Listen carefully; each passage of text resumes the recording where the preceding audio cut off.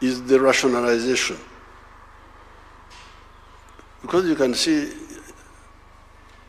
the other day I was having a meeting with somebody from, I think he's from Nairobi, but he's a Chinese, working for the international systems. I think World Bank or something like that, based here. And he was reminding me that countries in Southeast Asia, big and small, Vietnam, China, Indonesia, Cambodia,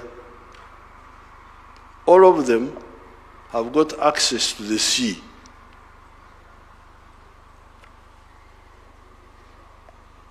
Wako karibu na bahari. Here,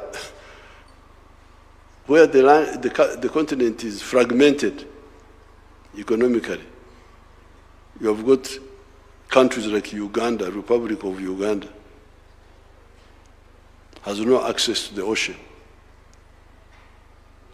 South Sudan, Rwanda, Burundi, Central African Republic, Chad, I think Chad also. Even Ethiopia, that big country, no access to the sea. So, and people are not working to solve that. They are content. President, minister, what are you ministering? You are not solving the issue of market. You are not solving the problem of access to the ocean. How would you develop? How? Exactly how? And instead you're talking about small things, who will be president, who will be what, whoever is president, you will face those problems. So therefore, I'm very happy to be here and discuss with His Excellency all these issues, because that's what we were discussing.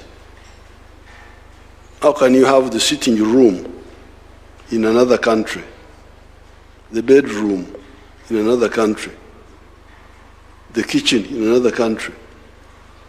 What sort of arrangement is this?